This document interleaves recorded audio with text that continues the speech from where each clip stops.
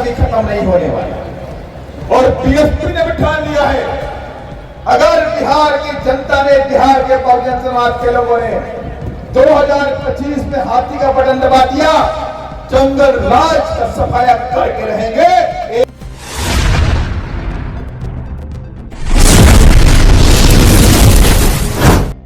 पलायन में और 2 घंटे पलायन कर गए बिहार, हेलीकॉप्टर में गए और 2 घंटे में हेलीकॉप्टर में बैठ के पलायन करके चले गए। पलायन से कैसे रोक गया? क्या आपकी पॉलिसी है? पलायन क्यों हुआ? यहाँ पर लंबे अरसे तक बिहार के अंदर गुंडा राज, जंगल राज चल रहा है, उस पर आप चर्चा नहीं करते हो। आपकी सरकार जब थी, जब आपकी सरकार में आपके मंत्री थे, तो आपने गुंडों मवालियों को जेल में, मेनुअल में संशोधन करके गुंडों मवालियों को जेल से छोड़ने का काम आपने किया था। ये कांग्रेस ने था, आरजेडी ने काम किया था, नीतीश कुमार जी ने काम किया था, उस वक्त उनकी सरकार। और उसमें दलित हत्यारा, दलित आईएएस के हत्यारों को भी छोड़ा गया। छोड़ा गया नहीं? छोड़ा गया। छोड़ा गया नहीं? छोड़ा गया। कितने लोग मानते हैं छोड़ा गया? ये गलत हुआ है, सही हुआ? गलत हुआ नहीं हुआ? अगर नेता बिहार के गुंडों मवालियों को जेल से छोड़ने का काम करेंगे तो बिहार में जंगल राज कभी खत्म नहीं होने वाला। और बीएसपी ने भी ठान लिया है, अगर बिहार की जनता ने, बिहार के बहुजन समाज के लोगों ने 2025 में हाथी का बटन दबा दिया, जंगल राज का सफाया करके रहेंगे 1 महीने के।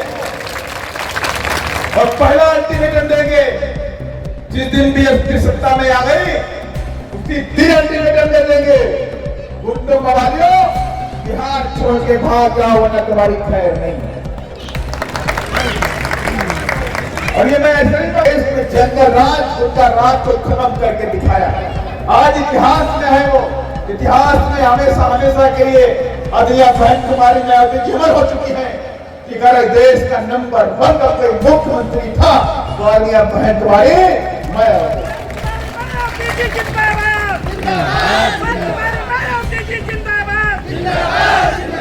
1,45,000 गुंडों मवालियों को 1 महीने का समय दिया था। 1 महीने का समय दिया पुलिस को पूरे। कहा मैं 1 महीने का समय दे रही हूँ, पूरे प्रदेश से गुंडे मवालियों को उठा के जेल में डाल दो। एक भी भागने ना पाए, सारे बॉर्डर सील कर दिए गए। पकड़ पकड़ के गुंडे मवाली, बलात्कारी, भूमाफिया, उनको पकड़ा गया। पकड़ पकड़ के उनको जेल के सुरागों के पीछे डाल दिया। 5 साल तक जेल में रखा गया, उनको छोड़ा नहीं गया। जेल में इन्होंने कोई संशोधन नहीं किया गया और कठिन से कठिन धाराएं लगाए गए ताकि इनको हमेशा हमेशा के याद आ जाए कि तुम बहुजन समाज पर अत्याचार करोगे, तुम्हें बख्शा नहीं जाएगा, बख्शा नहीं जाएगा। और मैं आपसे वादा करता हूं, बिहार के अंदर पलायन रोकना है तो पहला गुंडा राज को खत्म करना है।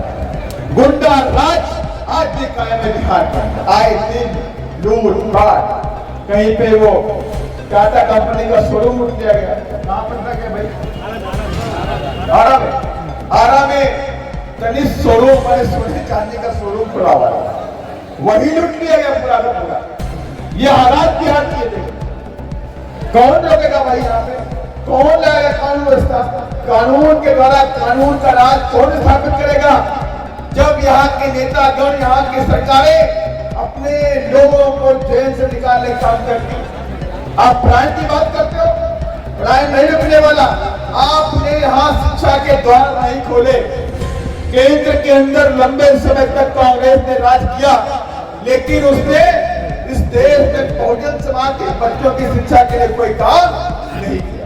अगर बिहार में केंद्र की सरकार ने योजना दी होती, स्कूल खोले होते, यूनिवर्सिटी खोली होती, डिग्री कॉलेज खोले होते, इंजीनियरिंग कॉलेज खोले होते, मेडिकल कॉलेज खोले होते, ITI कॉलेज खोले होते, तो 100% आज बिहार भी देश के नंबर 1 राज्यों में गिना जाता।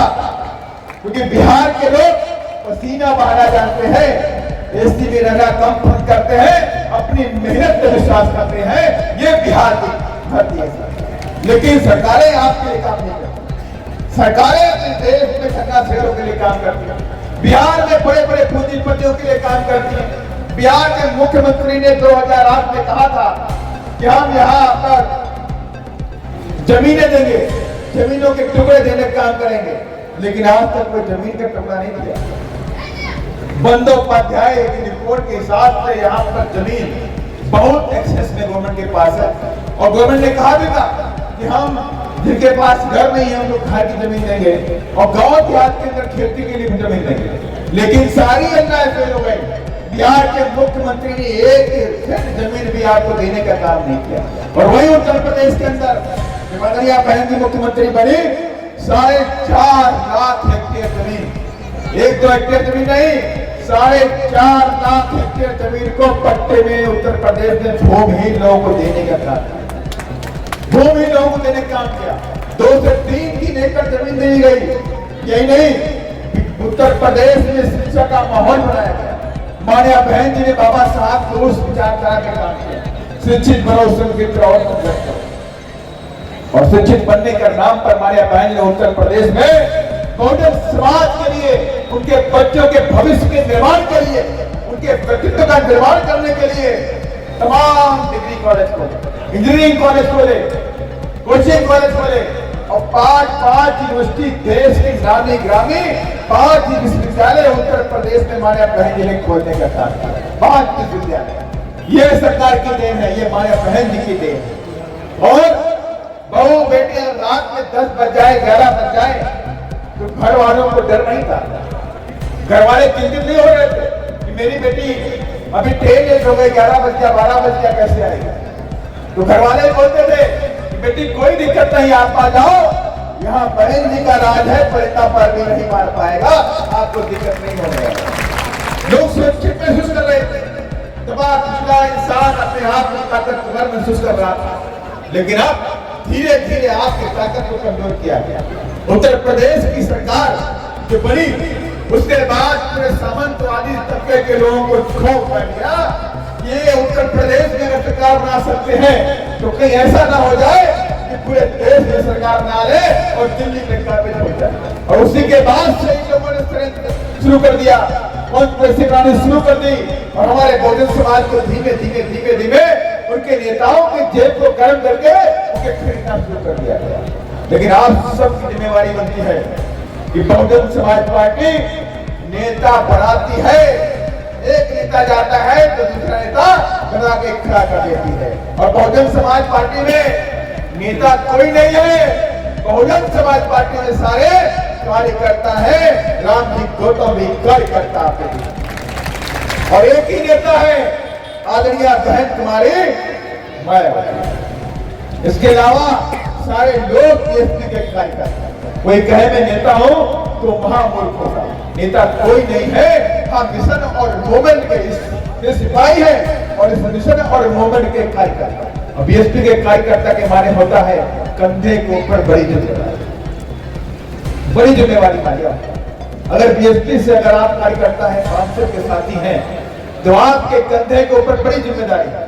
इस देश में बहुजन समाज के लोगों को सत्ता में लाने के लिए, बाबा साहब के सपनों को पूरा कराने की ये जिम्मेदारी किसकी है?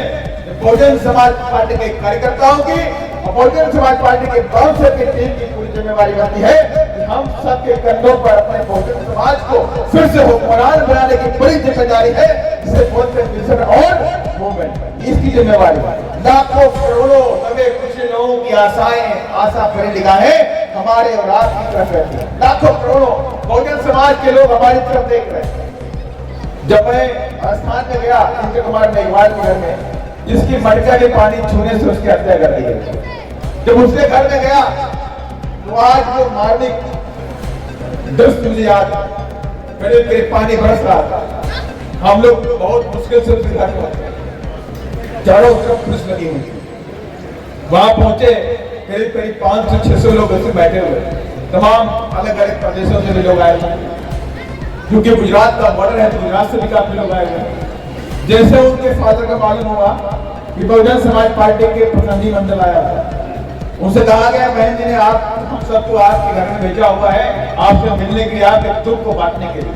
उनके फादर ने हम लोगों का हाथ पकड़ा और घर के अंदर ले हम लोग सोचे भाई ये फादर क्यों हमें खड़ा करना चाह रहे हैं। हम लोग खड़े हो गए, कहा साहब मेरे साथ आइए। हम घर के अंदर 5-7 लोगों को